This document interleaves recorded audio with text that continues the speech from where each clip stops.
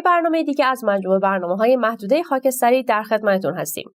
این هفته در خدمت آقای رحیم بندویی هستیم، عضو شورای مرکزی حزب مردم بلوچستان که به همراه 9 حزب دیگه 10 حزبی رو تشکیل دادن که توی هفته گذشته بیانیه و تفاهم نامه‌ای رو امضا کردن که بسیار خبرساز شد. البته امیدواریم که به زودی و در بین بقیه احزاب اپوزیسیون هم همچین تفاهم نامه‌هایی رو ببینیم.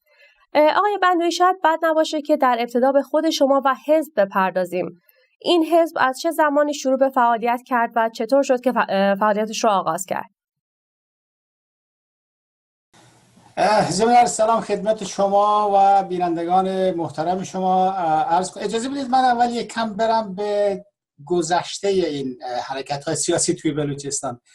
در اصل حرکت‌های سیاسی توی بلوچستان توی بحبوحه اندکی قبل از انقلاب بهمن شکل گرفت، با توجه به محدودیت‌های بسیار زیادی که در دوران رژیم پهلوی در بلوچستان اعمال میشد. بسیار بسیار محدود بود قضیه شکلگیری تشکلات سیاسی و حرکت‌های سیاسی به شکل کلی. داستان سر درازی داره که بخوام وارد این بحث بشم. فقط اجازه بدید اینجا بگم که اولین حرکتی که شکل گرفت اندکی قبل از انقلاب بهمن، حدود میتونم بگم اوایل دی ماه بود که سازمان دموکراتیک مردم بلوچستان با فعالیت سیاسی آن زمان تعداد انگشت شمار تحصیل کردگان دانشگاهی و به هر حال افرادی که فعال بودند شکل گرفت که این قضیه ادامه پیدا کرد تا تقریبا اندکی بعد از اولین انتخابات پارلمانی در جمهوری اسلامی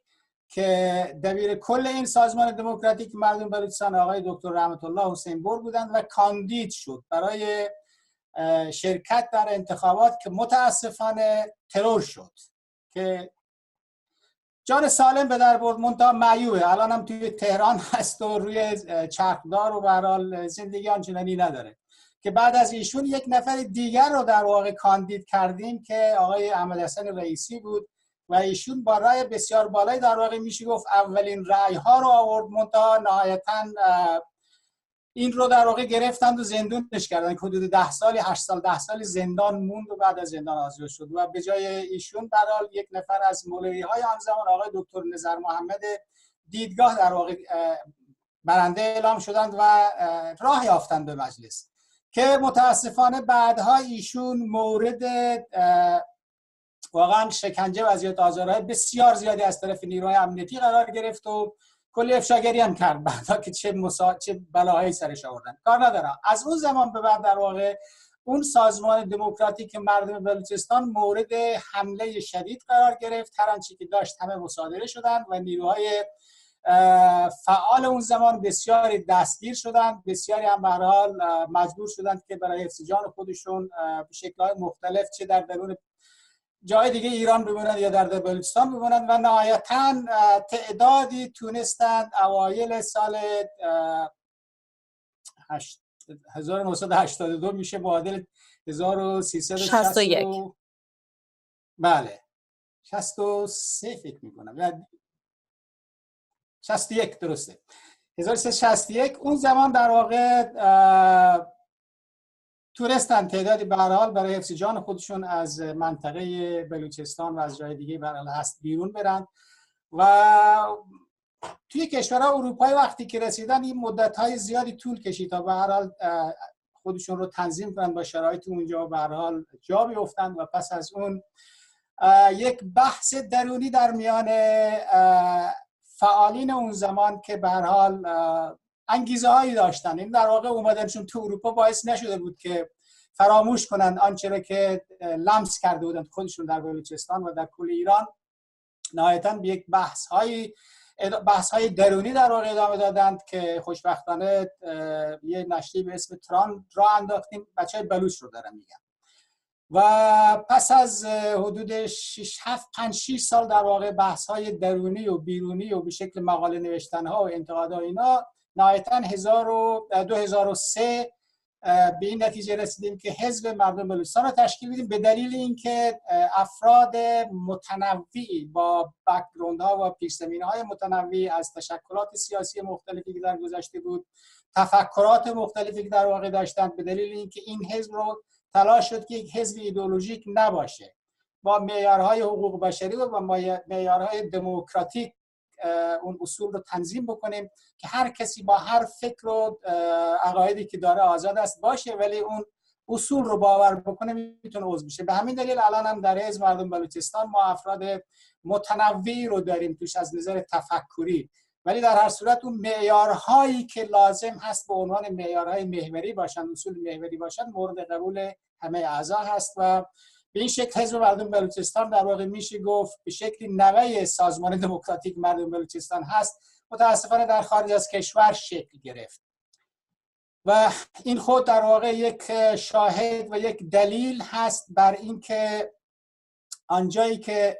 باید این تشکلات سیاسی شکل بگیرن به دلیل استبدادی که اونجا حاکم هست، متاسفانه در جای دیگری از آنچه که حقشون هست شکل گرفت و به فعالیت‌ها خودشون ادامه دادن. خب مسلماً فعالیت‌هایی که این جمع میتونستن در بیرون انجام بدن متفاوت از آنچه که هست در درون میتونستن انجام بدن، ولی خب خوشبختانه با توجه به پیگیری هایی که این تعداد برای فعال سیاسی که حول حزب مردم بلوچستان جمع شدن تونستن در حد توان خودشون مسائلی رو که در ارتباط با ایران و مسائلی در ارتباط با خصوص بلوچستان هست در حد توانشون در سطح مجامع بین المللی منعکس کنند و به هر حال تونستن در واقع توجه رو جلب کنند به این مسئله که جمهوری اسلامی ایران در ارتباط با آنهایی که غیر خودی به حساب می آیند رفتارشون چگونه است و به خصوص اگر این غیر خودی ها در واقع هم متعلق به ملیت های غیر از اون ملیتی باشه که برای از نظر مذهبی و یا از نظر فرهنگی برای این جمهوری اسلامی ادعای نمایندگیش رو داره انجام میده و مسلماً اونجا این تبعیض‌های مضاعف به شکل‌های بسیار قابل لمس و فراوانی در مناطقی مثل بلوچستان، مثل عرب‌های اهواز، مثل کردستان و به هر حال ترکمن صحرا یا ترکمنستان ایران یا نمیدونم چه اسمشو بگذارم به هر حال و همچنین از نظر فرهنگی و مسائل مختلف دیگه حتی مردم ترک آذربایجان به شکل‌های مختلف تحت این تبعیض‌های مختلف قرار دارند. درسته. آقای بندویی، ما پیش از این بارها شاهد بودیم که احزاب اتنیکی با هم دیگه تفاهم‌نامه‌ها و بیانیه‌های مختلفی رو امضا کرده بودن و حتی با هم دیگه تشکل‌هایی رو هم تشکیل داده بودن، اما اگر اشتباه می‌کنم اصلاح کنید، این اولین بار هستش که شاهد هستیم احزابی که نماینده هیچ اتنیک خاصی نیستن با احزاب اتنیکی مثل کردها، بلوچ‌ها، ترک‌ها و عرب‌ها وارد یک تفاهم نامه اون هم به این وسعت میشن و خب خیلی هم خبرساز شده. چی شد که نیاز این تفاهم نامه احساس شد و چطور شد که اصلا وارد پروسه امضا شدید؟ اجازه بدید یک نکته رو من اصلاح بکنم. شما فرمودید که اولین بار هست که یک تشکیلات یا تشکلات سیاسی غیر اتنیکی به قول معروف یا غیر قومی یا غیر منطقه‌ای وارد یک همچنین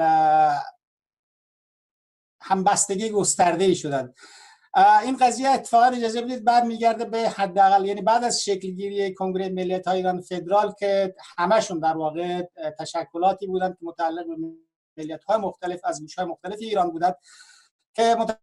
متاسفانه جای ملیت فارس یا قوم فارس هرچی شما بنامید خالی بود در اونجا و در واقع یک نوع تحریم بر اون اعمال شد. ولی خوشبختانه برمیگرده قضیه به تقریبا 2012. حالا تاریخ هجری شمسی شما بفرمایید. سال 2012 در واقع اولین بار بحث‌های از طریق جبهه دموکراتیک ایران در واقع شروع شد با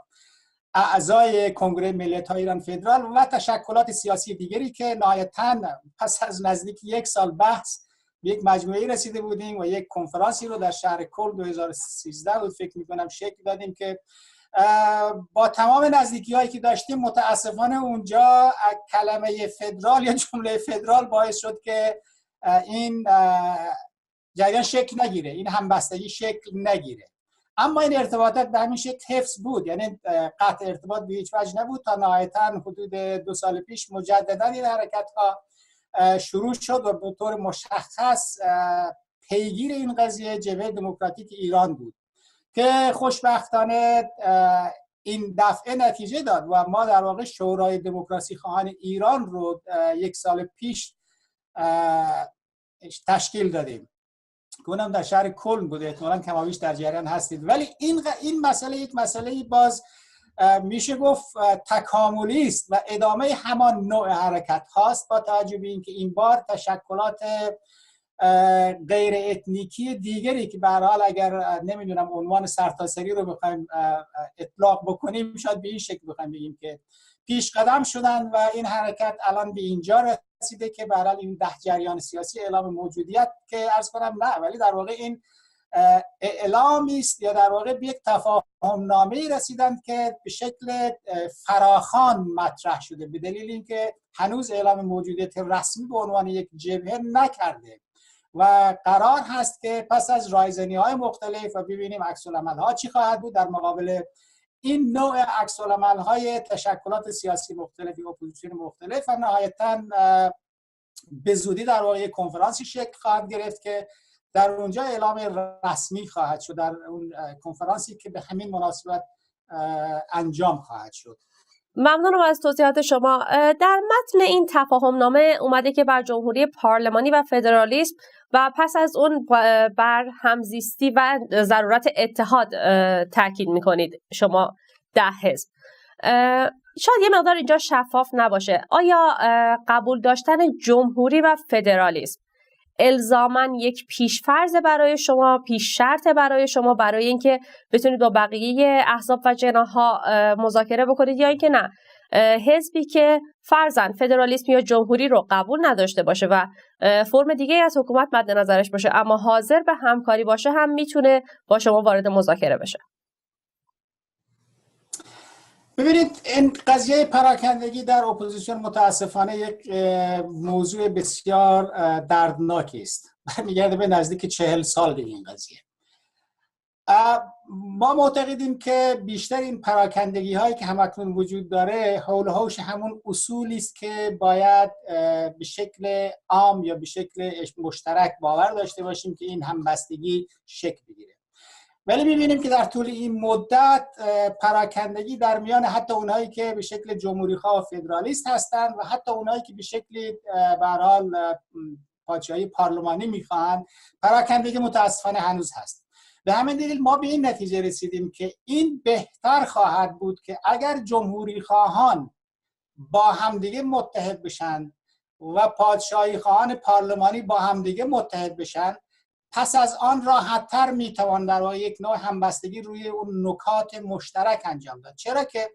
به احتمال خیلی قوی روی اون مسائلی که الان جمهوری خواهان فدرالیست یک سری باورها دارن، اون پادشاهی خواهان پارلمانی ممکنه این باور رو به این شکلی که ما باور داریم، هرچند که اونها عدم تمرکز رو مطرح میکنن ولی خب یک سری ابهامات هست در اون عدم تمرکزی که هست مطرح میکنن، پس از شکلی و همبستگی بین اونها و همبستگی بین جمهوری خواهان راحت‌تر میتوان کنار هم نشست و روی اون نکاتی که واقعا باور مشترک هست بدون اینکه وارد باورهای دیگه‌ای که برای مخصوص هر کدوم از این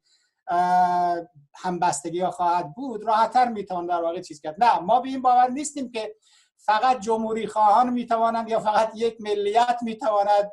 جمهوری اسلامی رو در واقع گذر کنه از اون و به یک سیستم دموکراتیک پارلمانی انتخابات به قول معروف دوره‌ای که بتونه اعمال حاکمیت بکنن تو دای مردم غیر ممکنه. یعنی اینکه به هر حال یک گروه خاص یا یک ملیت خاص یا یک تفکر خاص بتونه گذر کنه از جمهوری اسلامی، این غیر ممکن است و باید یک همبستگی گسترده شکل بگیره. اما برای شکل گیری این همبستگی گسترده لازم هست که روی اون نکاتی که در واقع میشه گفت مهمترین نکات مورد استکاک هست که باعث پراکندگی میشه، روی اونها باید بیشتر کار کرد تا به اونجا رسید. اجازه بدید من این نکته رو به این شکل تاکید کنم که شما حتی در میان مشروطه خواهان هم میبینید که روی مسئله برابری حقوق زن و مرد، روی مسئله سکولاریسم، روی مسئله حقوق مدنی و اینا هیچ اختلافی نیست، باور دارن. این همین قضیه در ارتباط با جمهوری خواهان هست. این همه قضیه هم در ارتباط با تشکلاتی که متعلق به خودشون رو به هر حال متعلق به ملیت‌های گوناگون یا به قولی متعلق به منطقه‌های مختلف هستند. روی این قضیه اختلاف نیست. ما الان توی قرن 21 داریم زندگی می‌کنیم. در واقع نمیتونیم بگیم که روی این مسائل اختلافاتی هست. همه باور دارن. آنچه که تاکنون باعث شده است که بین نیروهای اپوزیسیون از جناح‌های مختلف همبستگی پیش نیاد، یک مسئله محوری است و آن دیدگاه تمامیت خواهی یا غیر متمرکز است در ارتباط با جامعه‌ای که ایران داره و یک جامعه رنگارنگ و متنوع هست، از نظر فرهنگی، از نظر زبانی، از نظر اون پیش‌زمینه‌های تاریخی که به هر حال هست. شما اگر دقیقاً دقت بفرمایید متوجه خواهید شد که اگر ما مرکز ایران رو در نظر بگیریم، به هر حال انسان‌هایی زندگی می‌کنند که من به جرات اونها رو ملت فارس میگم. حالا هر کسی قبول نداره که اصلا ملیت میگن نیست، هیچ قوم به حساب نمیاد. یکی از مشکلات هم همینه. بسیاری میگن که اصلا فارس چی هست که شما صحبت میکنید در موردش. بسیاری متاسفانه هستن که این رو میگن. ولی در هر صورت ایران تشکیل شده است از مجموعه از انسان‌هایی که دارای هویت‌های متفاوتن با هم دیگه. شما بلوچستان رو در نظر بگیرید. مردم بلوچ الان نصفشون این وره نصفشون اون وره مرزی که توی پاکستان قرار دارن. کردها رو در نظر بگیرید، مسئله عرب‌ها رو در نظر بگیرید، مسئله ترک‌ها رو در نظر بگیرید، مسئله ترکمن‌ها رو در نظر بگیرید، یا حتی مسئله فارس‌ها رو در نظر بگیرید. شما مگر اونایی که به هر حال الان توی افغانستان هستن یا توی تاجیکستان جای دیگه، به هر حال اینا هم زبان فارسی رو دارن صحبت می‌کنن. حالا من نمیدونم، یا خراسان بزرگ بخوایم بگیم دارن فارسی صحبت می‌کنن. اینا رو اگر نخواهیم ما به عنوان به هر حال دارای هویت خاص مطرح کنیم و فقط بگیم ایران یک ملت است، اون ملت هم این هست، این هست، این هست، اینها نکاتی بوده است که تاکنون باعث شده که این همه تفسیر توسط اپوزیسیون پیش بیاد، مطرح بشه و نهایتاً به عنوان به بهانه‌های مختلف حول همین قضیه یا راه حلی که برای رفع این معضل باید ارائه بشه این هست که باعث شده تا هنوزم که هنوز هست اون همبستگی مورد انتظار به وجود نیاد. نکته اساسی اینجاست که ما اگر واقعیت‌های جامعه ایران رو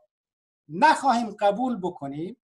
و سعی کنیم آنچنان که در ذهنیت‌های خودمون نشسته است به اون شکل بخوایم حرکت کنیم، نتیجه جز همینی که الان داریم نخواهیم داشت.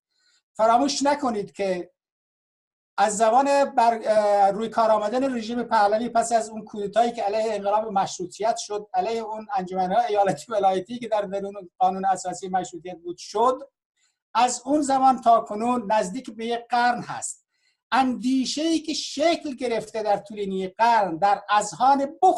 بخصوص آنهایی که در مرکز ایران قرار دارند که در واقع یک نوع محوریت به زبان، به فرهنگ، به کلان هستی ایران بخواد داده بشه، خیلی مشکل است این اندیشه رو واقعا به سادگی و به راحتی از ذهنیت پاک کرد، از ذهنیت بیرون کرد و وارد واقعیات شد. در واقع یک نوع اندیشه های واقع گرایانه رو به اون نشون. به همین دلیل متاسفانه هنوزم که هنوز هست ما دوچار این معضل هستیم. حتی بسیاری هستند از نسل جدید و نسل جوانی که با توجه به اینکه شنونده یا بیننده یا به هر حال حاضرین در جلساتی هستند که توسط همون اندیشه‌های ایران یک ملت است و ایران دارای یک فرهنگ است، ایران دارای یک زبان است، ایران دارای به هر حال به هر شکلی که بخوایم بگیم میخوان این ملت دولت رو یکی به حساب بیارن، این اندیشه رو حتی به بسیار از همین نسل جوان هم متاسفانه منتقل شده. حالا که واقعیت اینه که ایران یک جامعه است کثیرالمله، جامعه است کثیرالاقوام به قول دوستان، جامعه است متنوع رنگارنگ. اگر ما این یونیتی این دایورسیتی یا این اتفاق یا اتحاد در تنوع رو، در تغییر رو قبول نکنیم، همواره این پراکندگی هایی که دامن زده میشه توسط دشمنان مردم ایران ادامه خواهد یافت. بنابراین خیلی مهم است که ما با یک دید باز واقعا واقعیت هایی رو که در ارتباط با جامعه ایران هست نگاه بکنیم، بیاندیشیم در مورد اونها و آنچه را که امروز قابل لمس هست لمس کنیم و برای حل معضلاتی که همکنون دامنگیر این جامعه هست راه حل منطقی پیدا کنیم. در غیر این صورت تا زمانی که به این شکلی که جمهوری اسلامی حاکمیت داره و به عنوان نماینده یک گروه و یک فرقه خاص هست، تمامیت خواه هست و همه دیگرانی که غیر از خودشون فکر میکنن غیر خودی به حساب میارن، متاسفانه این باعث میشه که واگرایی های نزدیک به قرنی که از قبل شروع شده و هر روز داره این واگرایی ها داره وسعت بیشتری پیدا میکنه، میرسه به جایی که یه صدمه واقعا جبران ناپذیری رو به اون منطقه و به ایران خواهد زد. لازم هست که واقعا باید راه حل پیدا کرد و این راه حل از دیدگاه ما چیزی نیست جز این که قدرت سیاسی و اقتصادی ایران غیر متمرکز بشه. آنجایی که به هر حال انسانهای خودشون رو یک هویت خاصی مینامن، بگذارید هر کسی به هر شکلی خودش رو مینامه بنامه، اونا برای خودشون دلایل تاریخی دارن. اگر ترک هست، بلوچ هست، عرب هست، ترکمن هست، فارس هست، اینها محصول یک دوران تاریخی هستن. اینجوری نمیده که یک دفعه به قول بعضی از اینایی که برای هم اخیراً مطرح میکنن این قومیت و ملیت اختراع جدیدی است که شاید میخوان ایران رو تیکه پاره کنن. خیر، واقعیت این نیست. واقعیت این است که ایران تاریخاً متنوع بوده. همون زمان‌هایی هم که ایران تبدیل به امپراتوری شده بوده، در واقع تمام اون مردم‌هایی که در مناطق مختلف دارای هویت خاص خودشون بودن، اونجا یک نوع فدرال سنتی بوده بینشون و هر زمانی که لازم می‌شده در واقع همبستگی این فدرال ها با هم دیگه بوده که تونستن برن تبدیل به یک امپراتوری بزرگ بشن. بنابراین ما معتقدیم اگر ایران تبدیل به یک سیستم فدرالی بشه که هر کسی ایران رو متعلق به خودش بدونه، ایران بازم همون قدرتی رو پیدا خواهد کرد که در قبل داشته، ولی این بار این قدرت به شکل بسیار انسانگرایانه خواهد بود، بسیار به شکل دوستی با کشورهای همجوار خواهد بود و به عنوان یک عضو اتحادیه جهانی برای صلح و ثبات جهان خواهد. آقای بندری، توی صحبتاتون به چند نکته جالب اشاره کردید. یکی از مهمترین اونها قبول تفاوت‌ها و اتحاد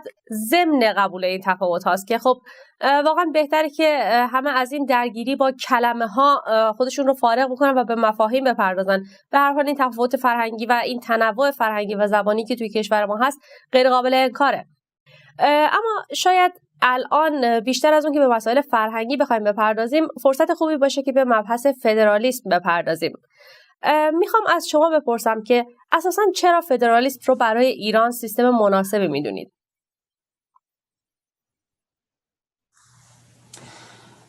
به دلیل اینکه تمرکز همیشه باعث استبداد شده. این من فکر میکنم دیگه لازم نیست در موردش صحبت بکنیم، به دلیل اینکه لمس داریم میکنیم هممون و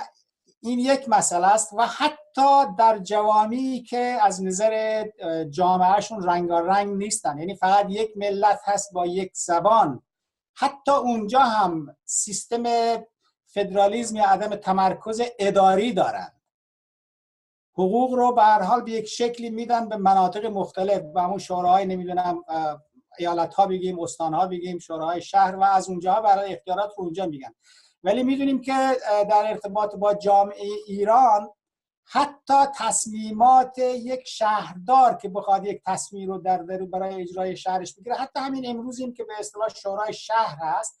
نمیتونه خارج از اون چارچوب و مقررات و اساسنامه‌ای که در داخل کل دولت مرکزی ایران قابل قبول هست یا قابل اجرا هست، خارج از اون حرکت بکنن. حالان که در سیستم های فدرال یا در سیستم های غیر متمرکزی که در مناطق مختلفی که به هر حال از نظر ملی تفاوت هایی دارند، از نظر ملی وقتی که میگم منظورم همون ملیت هایی که در درون یک کشور وجود دارند اما تاریخاً به هر حال یک سری ویژگی‌های خاص برای خودشون داشتن و دارن که متفاوتند از هم دیگه، اونجا اگر چنانچه ما واقعا باور داریم به اعمال حاکمیت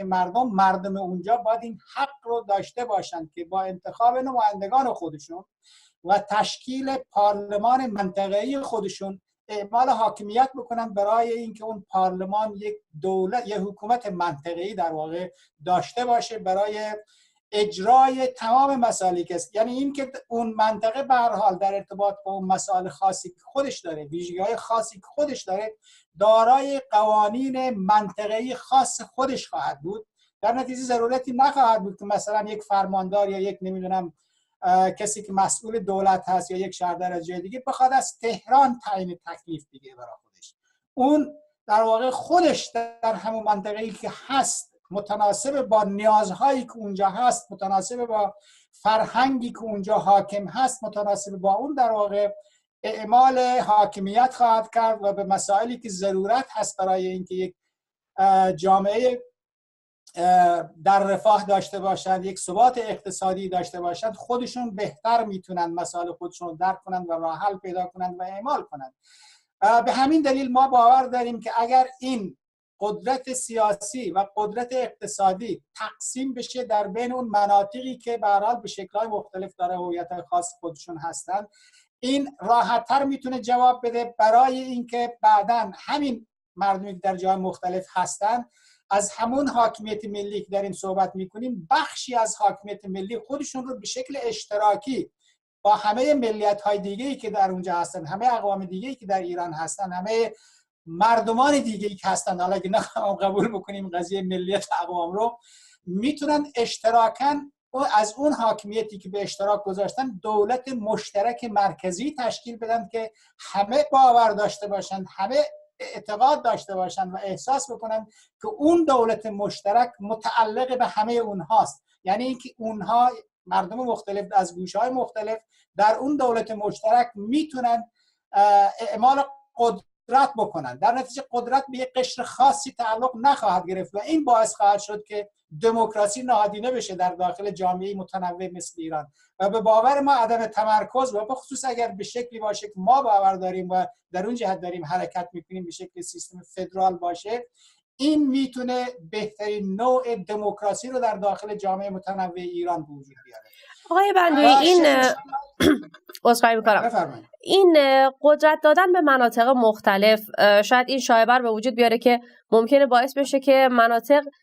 یواش یواش آمادگی پیدا کنن که اعلام استقلال بکنن و نهایتاً منجر به تجزیه بشه. شما این خطر رو چقدر می‌بینید و اصلا این رو واقعی می‌بینید یا خیر؟ من این مسئله رو یا این خطر رو واقعی نمیبینم، به شرط اینکه واقعا یک فرصتی به اندازه کافی برای همه باشه. یک فرصت کافی وقتی میگم دهها، که این فرصت رو به همه بده که به این باور برسن که اگر چنانچه یک قدرت متمرکز نباشه در یک جایی، یک استبداد مرکزی نباشه در یک جایی، همه کسانی که در گوشه‌های مختلف ایران دارن زندگی میکنن و آنهایی که در مرکز زندگی میکنن، اون موقع مسئله مرکز ما نخواهیم داشت. در واقع فرض بفرمایید مثلا مرکز ایران رو به جای تهران باشه بخوام ببرن زاهدان بذارن، چه اشکال داره؟ اگر دولت مشترک مرکزی بخواد مرکزیتش اونجا باشه اصلا اشکالی نداره. یعنی این مسئله نیست که دولت مرکزی کجا باشه. در نتیجه اگر چنانچه این اعتدال و این برابری به شکلی اعمال بشه که همه احساس بکنن اگر فقر هست، اگر بیچارگی هست، اگر درماندگی هست، برای همه هست، یعنی اعتدال است، همین خودش هم یک نوع اعتدالی خواهد بود. ولی اگر ببینن که مثلا در یک منطقه خاصی حرکت‌های خاصی داره شکل میگیره که به نفع فقط اونجاست و این در واقع حقی از بقیه هم داره ضایع میکنه، طبیعی است که مردم گوش‌های مختلف دیگه این تبعیض رو لمس خواهند کرد و راضی نخواهند بود. نمونه خیلی مشخص رو اجازه بدید عرب‌های اهواز رو مطرح کنیم که فعلا هست و نیست این دولت‌های نفتی که این همه استبداد میکنن به خاطر اینکه یک بودجه‌ای که متعلق به مردم هست در دست این دولت‌های استبدادی هست. مردم عرب اهواز الان در چه حالتی هستند پس از نزدیک 100 سال که در واقع این نوع حاکمیت اونجا، حاکمیت استبدادی وجود داره، در چه حالتی هستند که به این شکل دارن واقعا باشون برخورد میشه؟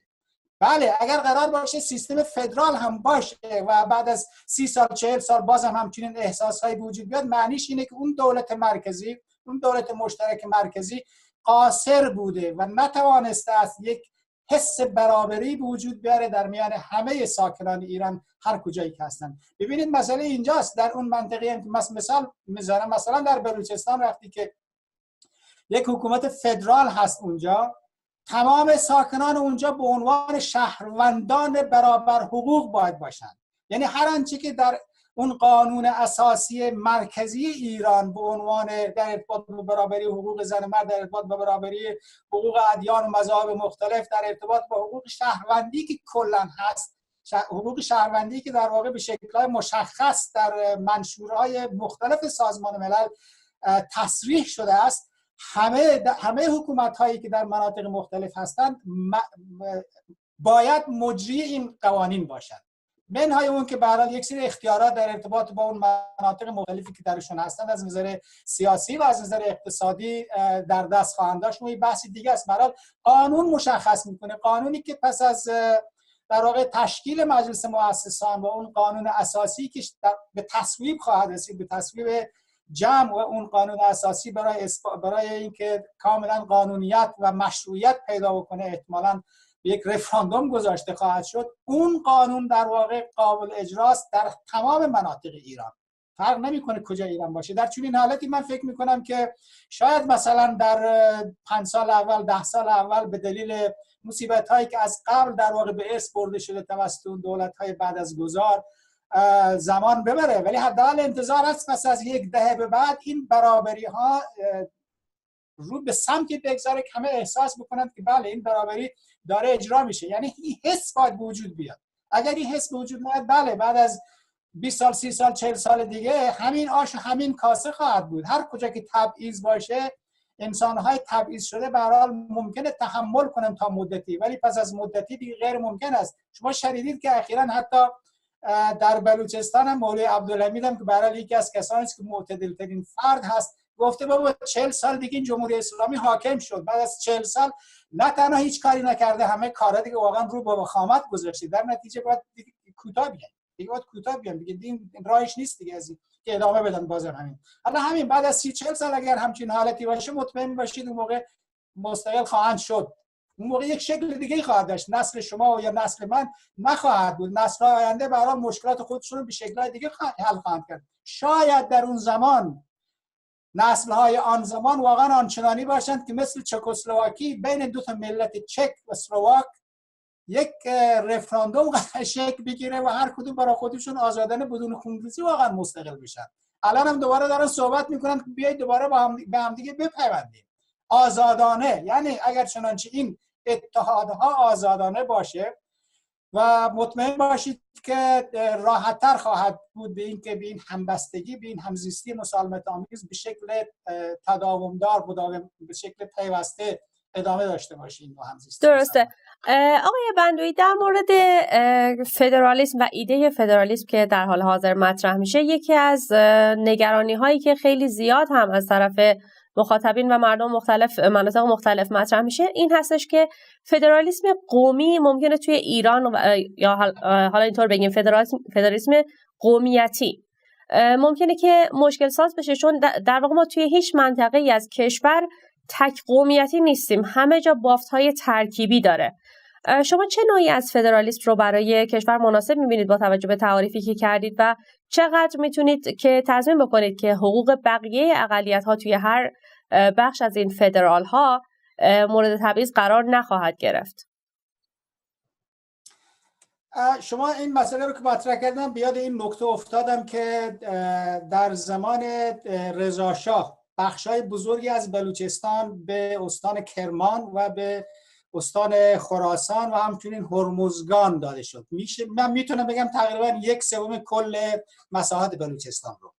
و عنوانم این بود چون وسعت بلوچستان خیلی زیاد هست اینها رو به بخشای دیگه منتقل میکنیم که خیلی راحت زندگی راحت‌تری داشته باشن. آیا شما الان باور دارید بر اساس گزارش هایی که به شکل مشخص در همه جا حتی توسط مقامات دولتی ایران در واقع مطرح شده در سطح رسانه‌ها و در سطح میدیاهای ملی و بین المللی، بدترین نوع زندگی رو همون بلوچایی دارن که در استان کرمان هستند و یعنی حتی قابل مقایسه زندگیشون با بلوچای بلوچستان نیست.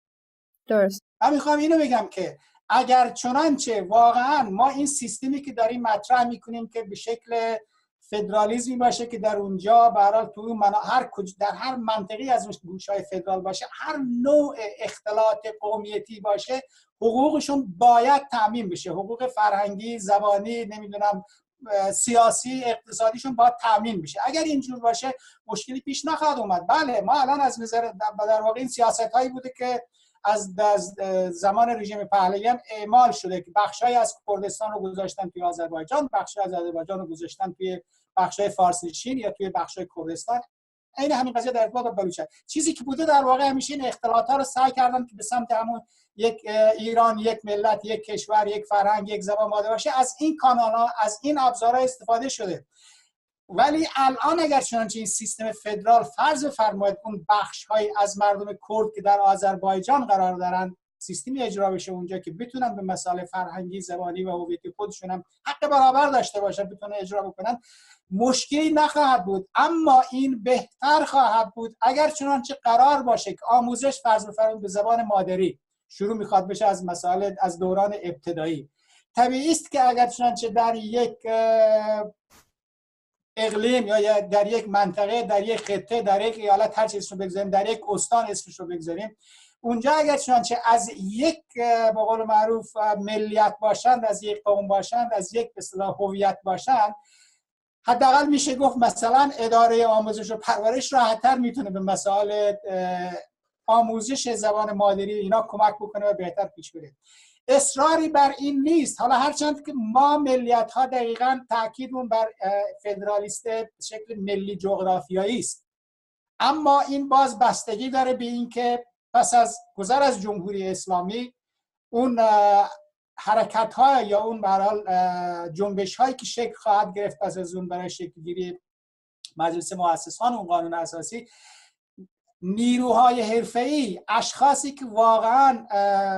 پروفشنال هستند، حرفه‌ای هستند، پیرامون مسائل تقسیم قدرت سیاسی اقتصادی و مسئله سیستم فدرال، اونها هستند که در واقع نهایتاً اون نظر به اصطلاح حرفه‌ای رو تنظیم میکنند و به تصویب خواهند رسوند. ولی خب تشکلات سیاسی هم حق دارن نظرات خودشون رو آنچه که فکر میکنن درست است مطرح کنن. مطرح شدن این از سوی ما به شکل فدرالیسم ملی جغرافی از دیدگاه ما مناسب ترین خواهد بود، ولی عرض کردم باز بستگی داره به این که پس از اون به کجا بخوایم برسیم. لذا نگرانی نیست برای اینکه اگر چنانچه این سیستم فدرال به شکل ملی باشه یا به شکل جغرافیایی باشه یا به شکل ملی جغرافیایی باشه، نهایتاً منظور اون تقسیم قدرت سیاسی اقتصادی است که از استبداد جلوگیری کنه و ایجاد یک نوع برابری در میان مردم مختلف ساکن ایران انجام بده و این باعث میشه که برای یک وحدت و یک همبستگی و یک همدلی بهتری وجود بیاد تا اینکه برای بالاجبار بخوان به زور بخوان کسای دیگر رو وادار کنند که چیکار باید بکنن. درسته. به جای جنبه‌های سیاسی فدرالیسم که حالا همین الان بهش پرداختیم و همین که تاکنون زیاد بهش پرداخته شده، به جنبه‌های دیگه فدرالیسم بپردازیم. به نظر شما یک فدرال خواه، یک فدرالیسم خواه میتونه وطن پرست باشه؟ ببینید شما وقتی کلمه پرستش رو مطرح میکنید این دقیقاً یک حالت افراطی نه شاید اصلاحش بکنم وطن دوست. بله وطن دوست، ایران دوست، بلوچستان دوست، نمیدونم هر چی بخوایم بگیم. بله این چرا نمیتونه یک فدرالیست یک وطن دوست باشه؟ زمانی که ببینیم مثال میگم، مثلا فرض بفرمایید در بلوچستان یک مشکل نظامی پیش بیاد، مشکل این پیش بیاد که مثلا بخواد کشورهای همسایه بخوان دخالت نظامی داشته باشن، مسلماً یک حکومت فدرال منطقه‌ای با توجه به اینکه فقط نیروهای نظامی امنیتی خودش رو اونجا داره و ارتش نداره، طبعاً تمام بستگیش یا وابستگیش از نظر دفاع برای اون منطقه اون ارتشی است که در کل اون سرزمین وجود داره و اینجاست که در واقع اون انگیزه ها هستند که این دوستی، نه تنها این مسئله بلکه کلا با توجه به این که ما الان به سوی جهان وطنی داریم حرکت میکنیم، چون بگذره از این که در درون یک کشور باشیم. انسان ها اگر همدیگر را دوست داشته باشن مسلم مطمئن باشید آنهایی که در چارچوب یک مقررات زندگی میکنن، تحت یک کشور و یک دولت مشترک زندگی میکنن، یک نوع همبستگی و یک نوع دوستی ویژه‌ای برای اونها به وجود خواهد اومد. این رو مطمئن باشید که ما معتقدیم که سیستم فدرال در واقع حافظ ایران خواهد بود. به همین دلیل هم دوستان استقلال طلب بلوچ یا دوستان استقلال طلب عرب یا کرد حمله‌ای که به ما فدرالیست ها میکنن همینه، دقیقاً جمله‌ای که بر علیه ما به کار میبرن و مخصوصاً اون لبه تیز مبارزشون الان بر علیه جمهوری اسلامی آنچنان نیست که بر علیه فدرالیست ها هست، به دلیلی که اونها باور دارن که فدرالیست ها در واقع ایران پرستن. اصلا کلمه پرستش رو اونها در واقع دارن به کار میبرن که شماها ایران پرست هستید. بله ما ایران دوست هستیم، به دلیل اگر چنانچه این باعث بشه که واقعا بلوچ دوستی و کرد دوستی و فارس دوستی و عرب دوستی و گیلک دوستی و ترکمن دوستی و هر تنوعی که ما در ایران داریم بین هممون باشه. این است که در واقع باعث همبستگی و اتحاد خواهد بود و این اتحاد و این همزیستی مسالمت آمیز پایداری خواهد بود که کسی نمیتونه از ما بگیره. ولی اگر قرار باشه به شکل‌هایی باشه که بعضی‌ها بخوان به اصطلاح از روی ترحم بگن بله ما اجازه میدیم که بعضی‌ها استاندار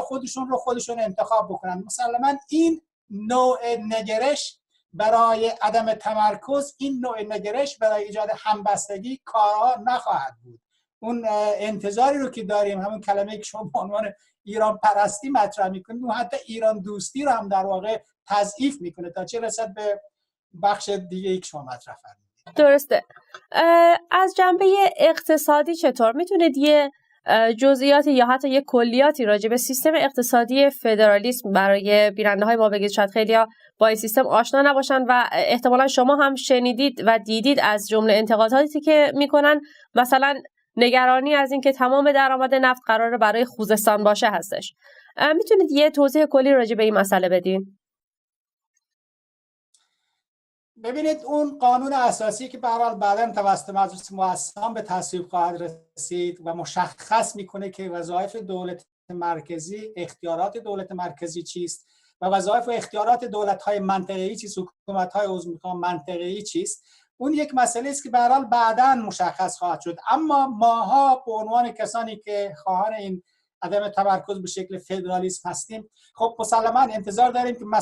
مثال میزنم. مثلا شما تصور بفرمایید که بلوچستان دارای 1200 کیلومتر مرز دریایی داره. با تمام این وجود که به عنوان یک نعمت بزرگی است و در واقع بلوچستان رو به عنوان یکی از از نظر اقتصادی و از نظر جغرافیایی یک اهمیت ویژه‌ای داره که استراتژیکی در واقع اهمیت داره و به همین دلیل هم اون تقسیم بندی هایی که روی بلوچستان امپراتوری بریتانیا زمانی که اونجا بود انجام داد، دقیقاً به خاطر همین موقعیت جغرافیاییش بود که اون زمان به هر حال به اون شکل گرفت. می‌بینیم که به دلیل اینکه همه چیز توسط دولت مرکزی استبدادی شدیداً و غلیظاً متمرکز دیروز امروز اعمال می‌شده، بدترین نوع زندگی در اونجا است. بله ما معتقد هستیم که مردم عرب اهواز در ارتباط با اون نفتی که اونجا به وجود میاد مایحتاجشون تأمین باید بشه با توجه به همون تقسیم بندی‌هایی میگن تقسیم وظایفی که یا به هر حال محدودهای اختیاراتی که بعداً روشن خواهد شد. ما با تفاوت اون نیازهایی که اونجا هست اون میره به سمت دولت مرکزی. در واقع دولت مرکزی مثلا از اون بودجه‌ای که از اونجا مازاد بر نیازهای اون منطقه هست میرسه به مناطقی که مثل بلوچستان که مثلا نیازهای اونجا رو تامین بکنه و در عین حال مثلا صادرات و وارداتی که از مناطق مختلف بلوچستان شکل میگیره در مقطع کنونی در نظر بگیرید که مثلا الان برای چابات فروخته شده به هندوستان، همچنان که توی بخش دیگه اون بلوچستانی با بلوچستان تو پاکستان هست گوادر، اون فروخته شده متاسفانه به چین. یعنی الان مسئله‌ای که هست اینه در واقع دارن حراج میکنن این مسائل رو، به جای اینکه به خود اون مردم اختیارات بدن، بودجه هایی که خود اون مردم دارن در واقع استفاده بشه برای رشد این صنعت یا این تجارت یا برای اون پایه‌های اقتصادی که برای ضرورت است در همچین مناطقی. ببینیم که این جمهوری اسلامی و یا حتی به شکل‌های مختلف گذشته اینا نکردند این کارو. بنابراین مهم هست که دولت‌ها یا حکومت‌های منطقه‌ای از نظر اقتصادی تا حدودی دارای اختیاراتی خواهند بود و مالیات‌هایی رو به هر حال خواهند گرفت و از آنچه که به دست خواهند آورد قانون مشخص میکنه که چند درصدش یا چقدرش به هر حال باید به دولت مرکزی داده بشه. خب طبعا اون دولت مرکزی که خودش یه بودجه نخواهد داشت، این بودجه باید توسط همون مناطق یا همون اقلیم‌های فدرال باید تأمین بشه برای دولت مرکزی که بتونه مسائل سرتاسر کشور رو حل بکنه. اینا قوانینی است که به هر حال بعداً باید روشن بشه، ولی خب من متخصص فدرالیسم هم نیستم و من فکر نمی‌کنم اونایی که مبارزه سیاسی میکنن متخصص باشن توی زمینه‌ها، ولی خب برای ایجاد عدالت معتقد هستم که با توجه به تجربه‌هایی که الان جهان داره این نوع متناسب ترین برای ایران است. فراموش نکنیم ایران یک امپراتوری بوده است، اگر چنانچه و به همین دلیل هم هست که ایران یک ملت از یک قماش نیست، از یک هویت نیست. هویت‌های ملی مختلفی در این کوچک شده امپراتوری بزرگ دیروز که امروز واقعا به اندازه گربه شده که الان وجود داره. به همین دلیل ضرورت هست که حقوق انسانی باید رعایت بشه. انسان‌ها در طول تاریخ دارای هویت‌های مختلف شدند. بله آقای بندویی، یکی از سوالاتی که یکی از بیننده‌های ما مطرح کرده بود که حالا شاید هم به خاطر کمبود اطلاعات باشه، ولی مثلا پرسیده بودن که در صورتی که فدرالیسم محقق بشه بودجه استان بلوچستان چطور قراره تامین بشه؟ بودجه استان بلوچستان در وهله اول آنچه که از تولیدات خود داخل بلوچستان هست، بخشی که عرض کردم قانون مشخص میکنه، بخشی از اون بودجه رو متعلق به همون حکومت منطقه‌ای میشه و بخشی دیگرش برای میره به دولت مرکزی. عین همین قضیه از یعنی توسط مناطق مختلف دیگه هست. بله، نه در مورد بلوچستان منظورم بیشتر این هستش که منابع درآمدی خود استان چیا میتونه باشه؟ منابع درآمدی خود استان بلوچستان، ببینید یکی از سیاست‌هایی که متاسفانه تا الان دولت‌های متمرکز قرن اخیر توی ایران اعمال کردن همینه که شما اون زیربناهای اقتصادی که باید در بلوچستان و کردستان و اهواز و نمیدونم جای مختلف دیگه باشه ندارید. دلیل خاص داشتند که ندارید. حالا که شما اشاره کردید به این قضیه، اجازه بدید من سخنانی رو که آقای محمود خلعتبری در ارتباط با بلوچستان مطرح کرده بود خدمتتون بگم. توی کتابی که برحال اسمش الان دقیقا یادم نمیاد، مصاحبه انجام شده بود سلیگ هریسون. بله، یک کتابی که آقای سلیگ هریسون خاورمیانه شناس در واقع پس از اینکه ایشون بعد از انقلاب در واقع اومده بودن بیرون از ایران و با ایشون مصاحبه انجام داده بودن، گفته بود که چرا بلوچستان تا این اندازه در فقرهای مختلف قرار داره. پاسخ ایشان به طور مشخص این بود که ما بر این باور بودیم که بلوچستان دیر یا زود با کمک شوروی مستقل خواهد شد، از ایران جدا خواهد شد. در نتیجه ما سیاستمون این بوده است که بلوچستان را از نظر سیاسی پراکنده، نامتحد، از نظر اقتصادی و از نظر فرهنگی عقب مانده نگه داریم و دقیقاً جمهوری اسلامی هم پیش برنده همون سیاست هست. به همین دلیل هست که این همه دامن زده میشه به اختلافات طایفه‌ای، قبیله‌ای و هیچ نوع واقعا زیرساخت‌های اقتصادی نداریم که هیچ. حتی الان چابهار هم در نظر بگیرید با توجه به برنامه‌های حساب نشده و غیر حرفه‌ای که انجام میدن، مسائل زیست محیطی به وجود آوردن با توجه به این پتروشیمی و نمیدونم مسائل مختلف دیگه‌ای که هست و دارن مردم بلوچ رو از بلوچستان و از نزدیک ساحل دارن بیرون میندازن و به همین دلیل هم آقای خامنه‌ای دفترش اعلام کرده که میخواد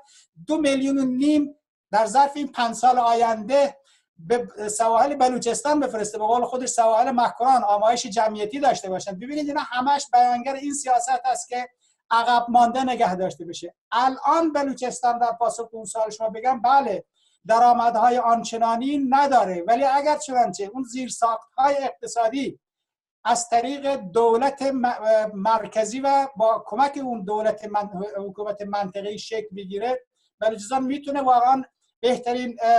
درآمد توریسم رو داشته باشه. ترکیه رو در نظر بگیرید، ترکیه الان بیشترین درآمدش بیشتر از نفت از توریسمه. درسته. بس اون مسائلی که در ارتباط با صادرات و واردات در کنار اون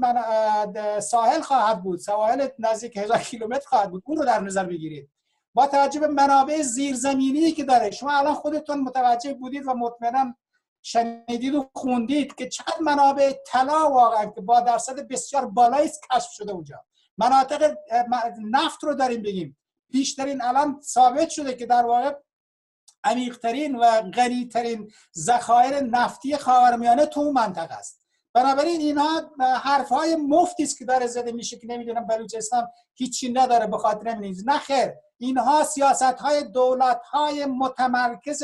به غایت ارتجاعی عقب مانده بوده که این همه در واقع بدبختی و بیچارگی در مناطقی مثل بلوچستان یا مثل مردم اهواز وجود آورده یا کردستان یا جاهای دیگه که به هر حال به همین شکل به شکل‌ها مختلف تحت چیز قرار گرفتن، تبعیض قرار گرفتن وجود اومده. برای ایران کلاً یک منطقه بسیار بسیار غنی است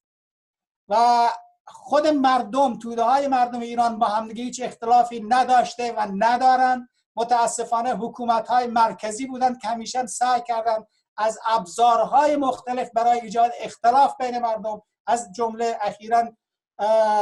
مذهب رو در واقع استفاده میکنه، داره جمهوری اسلامی به عنوان اختلاف وجود آورده. بنابراین مردم با هم مشکلی ندارند. اینا سیاست‌هایی بوده که در دولت مرکزی بوده و عقب ماندگی‌ها هم ناشی از همون دولت مرکزی حاکم بر ایران است. ما معتقدیم اگر یک دولت مرکزی مشترکی وجود بیاد در ایران جایگاه تاریخی گذشته خودش رو میتونه پیدا بکنه به جای اینکه تجزیه بشه. و اینها تبلیغاتی است که دشمنان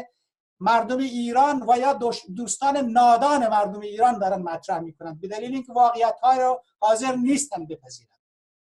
متاسفانه جمهوری اسلامی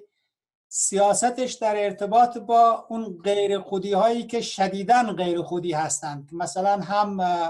از نظر مذهبی و هم از نظر هویتی متفاوت با حاکمان هستند، واقعا سیاست حذف فیزیکی رو در نظر گرفته، با توجه به اینکه سیاستشون کلاً تغییر بافت جمعیتی اون مناطق هست، با توجه به خطرهایی که به قول خودشون دارن احساس میکنن.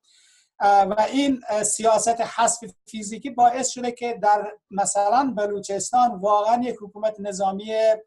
اعلام نشده از مدت‌ها پیش، حداقل به شکل رسمی از زمان احمدی نژاد حاکم شده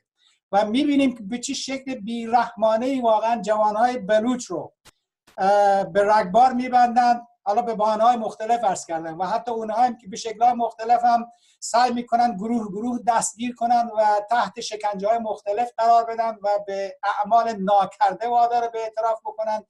و در مجموع یک حالتی رو در واقع حاکم کردن توی بلوچستان که اگر این شرایط بخواد ادامه پیدا بکنه به همین شکل، همکنون رسیده واقعا به یک مرحله‌ای که اصلا اون کلمه ایران پرستی، ایران دوستی که شما مطرح کردی، یک نوع واقعا نفرت رو نسبت به این سیستم و این رژیم و این حاکمیت وجود آورده و روز به روز این واگرایی داره بیشتر و بیشتر داره میشه. بنابراین هر چیز زودتر این نظام اگر تغییر بکنه و به سمت یک سیستم و نظامی حرکت بشه که این نوع همبستگی ها رو تقویت بکنه، این به نفع ایران خواهد بود. در غیر این صورت بله متاسفانه اون چیزی که خیلی دارن حرفشو میزنن اتفاق بعید نیست، دیر یا زود اتفاق خواهد افتاد به نظر من. باید جلو این رو گرفت. حالا جلوش چطور باید گرفت؟ راهی نیست جز همبستگی و اینکه به هر حال واقعیت ها را آنچنان که هست بپذیریم و راه حل پیدا بکنیم، نه آنچنان که خودمان داریم تصور میکنیم توی ذهنمون و بر اساس اندیشه هایی که در اذهانمون چپانده شده. متاسفانه عذر میخوام این کلمه رو به کار میبرم، ولی میخوام تاکید کنم روی اینکه باید به این واقعیت ها دقت کرد و تصمیم درست گرفت. کاملا با شما موافقم. البته همونطور که بقیه احزاب و حالا کلمه که براشون خیلی زیاد استفاده میشه، مرکزگراها باید روی به رسمیت شناختن حقوق اقلیت‌ها و اقوام خیلی تاکید بکنن و خیلی باید روی این مسئله کار بکنن. خب طبیعتاً از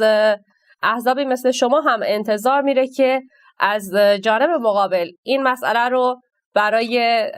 مردم منطقه خودتون خیلی بیشتر و واضح‌تر نشون بدید که فاصله بین حاکمیت الان با ایران واقعی خب قاعدتاً خیلی زیاد هست و امید هستش که شما هم موفق باشید که مردمتون رو به سمت فدرالیسم و به سمت نهایتاً ایران یک پارچه و متحد در واقع راهنمایی بکنید. اما در ادامه صحبتمون درباره اون بیانیه‌ای که با هم دیگه امضا کرده بودید با 9 حزب دیگه، توی آینده نزدیک آیا میتونیم ببینیم که احزاب دیگه ای رو هم قرار هستش که به این تفاهم نامه اضافه بکنید؟ مذاکره در حال حاضر در حال انجام هست؟ بله هست، ولی حالا اینکه به هر حال نتیجه نهایی چه بشه مسلماً پس از برگزاری کنفرانس اعلام خواهد شد که زیاد طول نخواهد کشید. ولی خب مسلماً موضوع گیری ها الان به شکلی خیلی داره ریشه‌ای داره میشه. بعضیا مخصوصا اون جناح راست به شکل دیگه داره حرکت میکنه و به هر حال این که تفاوت باید باشه طبیعیه و باید این تفاوت ها هم به شکلی به رسمیت شناخته بشن این تفاوت ها. ولی واقعیت اینه که خب طبیعی است که بسیاری هستند که در ارتباط با جمهوری خواهی تعصب دارن، بسیاری هم هستند در ارتباط با سیستم پادشاهی پارلمانی تعصب دارن. این قضیه است که برحال الان بیشترین تفاوت ها رو داره به وجود میاره در میانش برای شکل گیری اون همبستگی های گسترده سرتاسری بخوام اسمش رو بگذاریم. ولی امید زیاد هست به اینکه رایزنی هایی که الان در حال شکل گیری هست و رایزنی هایی که باید شکل بگیره تا اون زمانی که این کنفرانس برای اعلام موجودیت رسمی خودش بخواد شکل بگیره، تا اون زمان ما بسیار امیدوار هستیم که به هر حال بیشتر از آنچه که هستیم بشویم. زیاد امیدوار هستیم برای این قضیه. بله، و بیشتر هم امید داریم به این که به هر حال هر چه زودتر این همبستگی های اینایی که نزدیک هستن با هم دیگر هر چه زودتر شکل بگیرن که بتونیم همبستگی گسترده سرتاسری رو باید وجود بیاریم که شکل‌های مختلف تفاوت ناهمگونی‌های مختلفی که هست بتونن با هم دیگه کنار بیان و اون همبستگی گسترده رو وجود بیارن. ممنونم از توضیحات شما.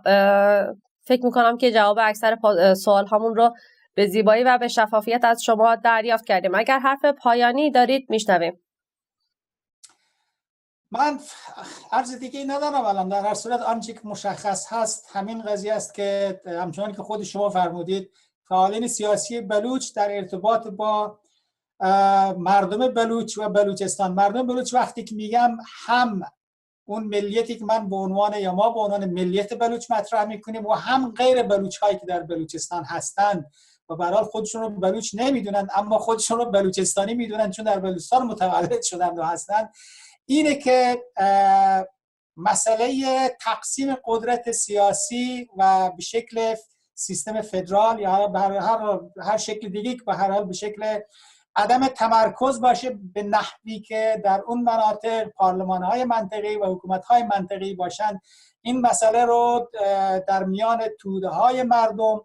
به شکل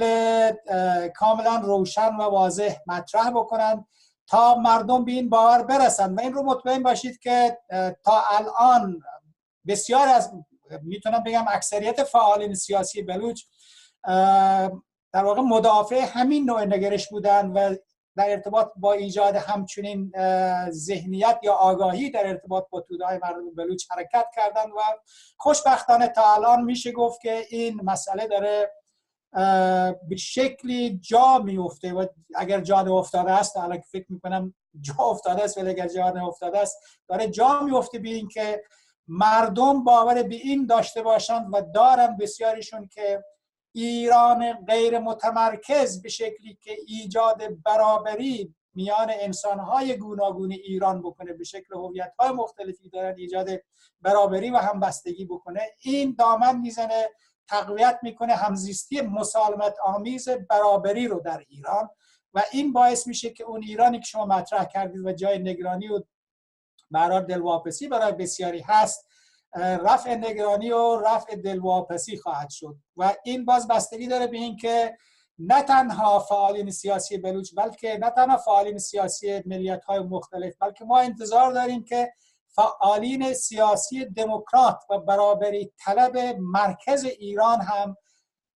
پیشبرنده همین نوع دیدگاه باشند که همه ایرانیان در هر گوشه از ایران که هستند حس برابری بکنند. اون زمان هست که همه خود را ایرانی خواهند دانست و ایران را متعلق به خود خواهند دانست. ممنونم از شما. همونطور که شما هم اشاره کردید به راستی تعصب هستش که باعث میشه که افکار مختلف و معتقدین به افکار مختلف نتونن صادقانه و راحت با هم دیگه مذاکره بکنن و اون نقاط اشتراک واقعی و ملموسشون رو پیدا بکنن. با امید اینکه هر چه سریعتر شاهد این باشیم که احزاب مختلف و گرایشات مختلف و نهایتا مردم بتونن به اون اتحاد لازم برای سرنگونی جمهوری اسلامی برسن. ممنون از اینکه وقتتون رو در اختیار ما گذاشتید. بدرود میگم به شما. منم متشکرم از این فرصت.